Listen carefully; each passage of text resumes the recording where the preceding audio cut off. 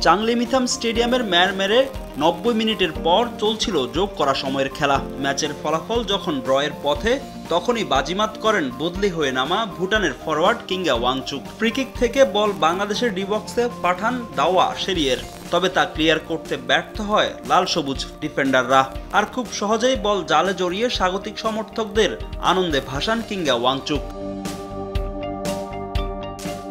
সিরিজের দ্বিতীয় ম্যাচে ২ পরিবর্তন নিয়ে দল সাজান কোচ হাবিয়ার কাবরেরা। বিশ্বনাথের পরিবর্তে দলে জায়গা পান ইসা ফয়সাল ও রাকিব হোসেনের পরিবর্তে নামেন শাহরিয়ার ইমন। এদিনও প্রথম একাদশে ছিলেন না নিয়মিত অধিনায়ক জামাল ভুঁইয়া। তবে আগের ম্যাচের মতোই নিষ্প্রাণ ফুটবল খেলে বাংলাদেশ।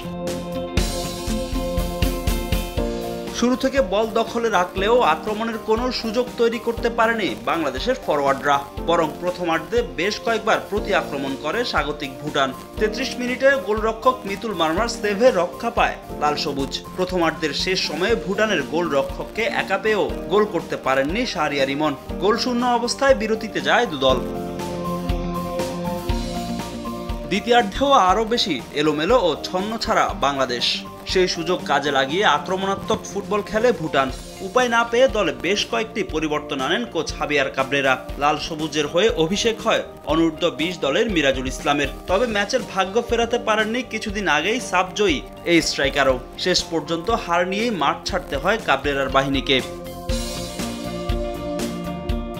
ফিফা প্রীতি সিরিজের প্রথম ম্যাচে শেখ মোরসালিনের একমাত্র গোলে জয় তুলে নিয়েছিল বাংলাদেশ। তবে দ্বিতীয়টিতে একই ব্যবধানে হারায় ড্র নিয়ে সন্তুষ্ট থাকতে হচ্ছে কাবরেরা বাহিনীকে। ভুটানের বিপক্ষে এটি বাংলাদেশের দ্বিতীয় হার। এর আগে ২০১৬ সালে দেশটির বিপক্ষে প্রথমবারের মতো হেরে কালো অধ্যায় নেমে এসেছিল দেশের ফুটবলে।